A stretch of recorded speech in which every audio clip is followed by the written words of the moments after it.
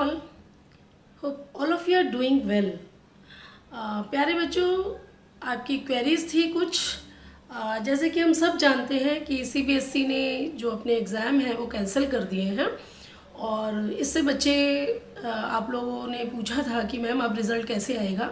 बच्चे सारे बच्चे ही बहुत परेशान हैं, लेकिन प्यारे बच्चों परेशान होने की कोई ज़रूरत नहीं है। सीबीएसई अपना काम बहुत अच्छे से करेगा और जो ऑर्डर आपके पास आ रहा है जिसे आप समझ नहीं पा रहे हो वो ये है कि अगर आपके सभी बच्चों के 3 या 4 एग्ज़ाम हो चुके हैं, 12th क्लास में जो बच्चे हैं, तो उनके जो अगर 4 एग्ज़ाम हुए हैं तो 3 एग्ज़ाम में जो सबसे अच्छे नंबर हैं उनका एवरेज निकाल करके जो पेपर नहीं हुआ उसमें वो नंबर रख दिए जाएंगे।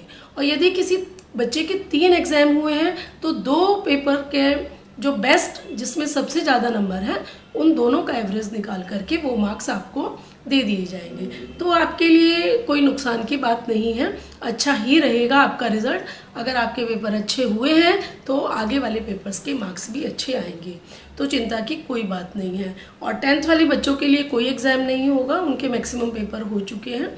और दूसरा ये कि एक ऑप्शन आपको ये भी दिया गया कि अगर आप अपने सब्जेक्ट को इम्प्रूव करना चाहें तो भी आप दोबारा एग्ज़ाम दे सकते हैं, आप एक ऑप्शन चुन सकते हैं।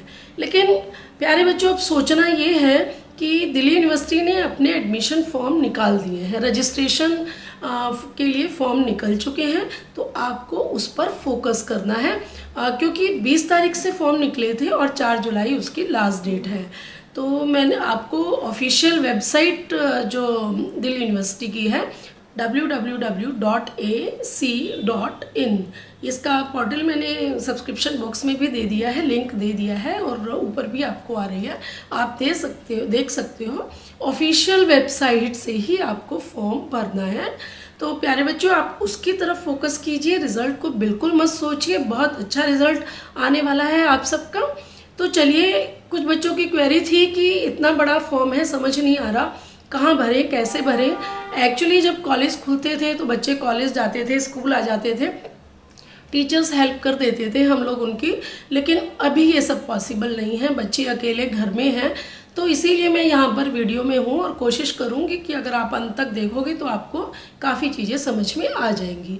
लेकिन अगर कुछ तब भी आपको लगता है कोई क्वेरी है, कोई क्वेश्चन रह गया है, तो आप कमेंट बॉक्स में डाल करके पूछ सकते हैं, मैं उसको पर्सनली उसको रिप्लाई करूँगी या फिर कोई एक और वीडियो आपके साथ शेयर कर दूँगी।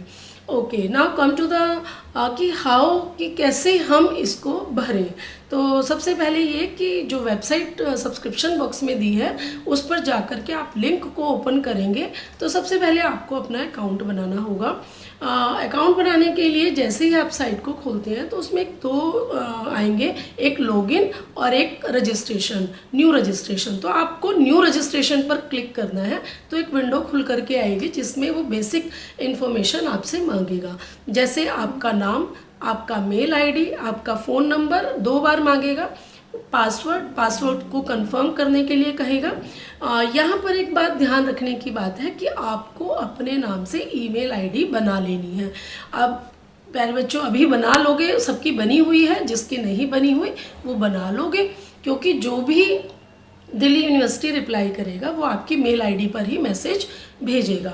फ़ोन नंबर अगर आपके नाम से है तो ठीक है, नहीं तो आप अपने पेरेंट्स का फ़ोन नंबर यूज़ कर सकते हो। बस ध्यान रहे कि फ़ोन आपका एक्टिव होना चाहिए।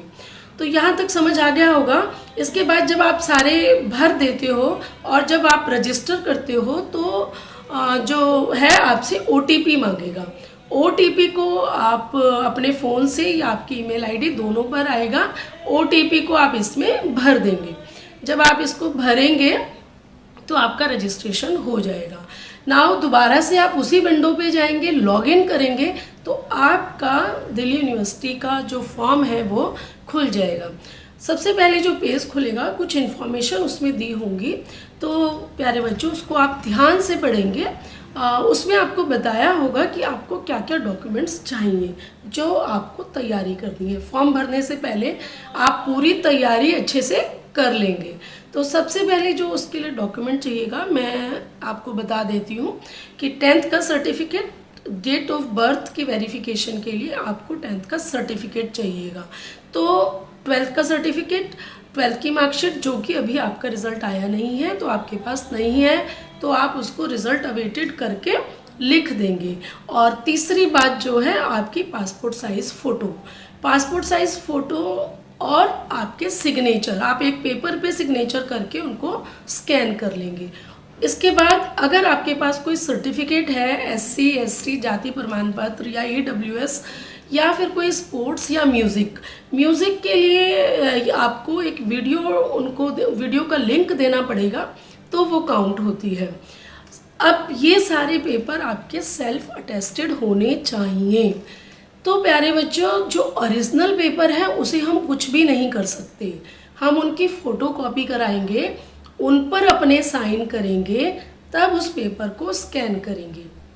स्कैन करने के लिए ज़रूरी नहीं है कि आप मार्केट में जाएं, आपके कितने ही स्कैनर्स आपके फ़ोन में होंगे, अवेलेबल हैं, आप उनसे स्कैन अपने डॉक्यूमेंट्स कर सकते हो। लेकिन याद रहे, पहले ओरिजिनल पेपर की फ़ोटो कॉपी कराएंगे, फिर साइन करेंगे। ऐसे ही किसी पेपर पे आप अपने साइन करेंगे, 2-3 साइज़ में साइन कर लीजिए और दोनों तीनों स्कैन कर लीजिए, क्योंकि वहाँ पर एक साइज़ लिमिट होती है, वो वही एक्सेप्ट करता है जब आप करोगे। तो पहले से ये सब काम आप अपना तैयार रखिए।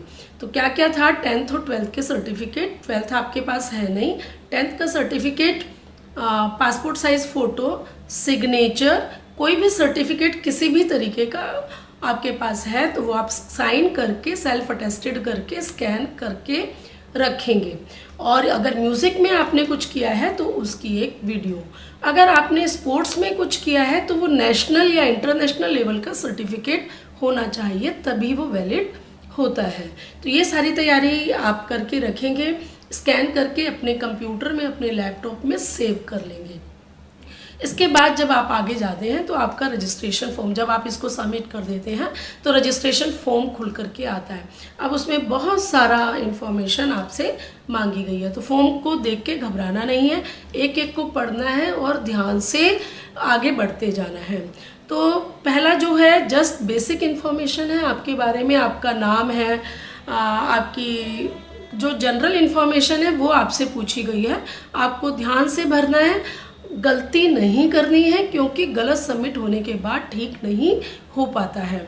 ओके, इसके बाद जब आप अपनी पर्सनल डिटेल भर देते हो तो उसके बाद जो आपकी डिटेल आती है मदर के बारे में, कि आपकी मदर कोई जॉब करती हैं या हाउसवाइफ है। अगर आपकी मदर जॉब करती हैं तो उनके ऑफिस का एड्रेस आपको देना होगा। ऐसे ही फिर आपके फादर के बारे में पूछेंगे कि आपके फादर कहाँ जॉब करते हैं, उनका आपको एड्रेस, ऑफिस का फ़ोन नंबर देना होगा। इसके बाद आपके स्कूल की इन्फॉर्मेशन आपसे पूछेंगे कि आपने कौन से स्कूल से पढ़ाई की, वहाँ की डिटेल्स आपको देनी होगी। इसके बाद जब आप आगे जाते हो तो एकेडमिक्स कॉलम पर आते हो। एकेडमिक्स कॉलम में 2 ऑप्शन आते हैं, येस और नो, कि आप एंट्रेंस के एग्ज़ाम चाहते हो या डायरेक्ट मेरिट बेस पर। यहाँ पर इस बार जो चेंज है कि मेरिट बेस पर एंट्रेंस एग्ज़ाम, पहले मैं बताऊँगी, ये सिर्फ बिजनेस कोर्सेज के लिए होते हैं, जिन बच्चों ने BCom किया है, BBA करना है, इस टाइप के कोर्सेज के लिए हैं। और जो डायरेक्ट मेरिट बेस पर एडमिशन लेना चाहते हैं उनको मेरिट बेस पर यस कर देना है, यानी कि नो पर क्लिक करना है। तो जैसे ही आप क्लिक करोगे तो मेरिट बेस खुल जाएगा, और जैसे ही मेरिट बेस खुलता है अब आपको सब्जेक्ट सेलेक्ट करने की कोई ज़रूरत नहीं है। प्रायोरिटी लेने की, किस सब्जेक्ट में आप BA करना चाहते हैं, BSc करना चाहते हैं, वो मेरिट बेस पे जाते ही वो सब अपने आप से ले लेगा।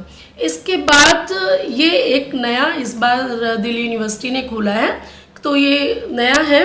इसके बाद जब आप करोगे तो एंट्रेंस के बाद जब ये फॉर्म सबमिट हो जाएगा और रिज़ल्ट जब वो आपसे पूछेगा तो रिज़ल्ट में आप अवेटेड करके लिख दोगे, क्योंकि अभी आपका रिज़ल्ट आया नहीं है। दूसरा ही यहाँ पर हमें 2 टेबल मिलती हैं, A और B देखने को मिलती हैं। A में जब आप प्यारे बच्चों फॉर्म भरते हैं तो आपको 4 सब्जेक्ट भरने होते हैं, 3 इलेक्टिव और 1 कोर।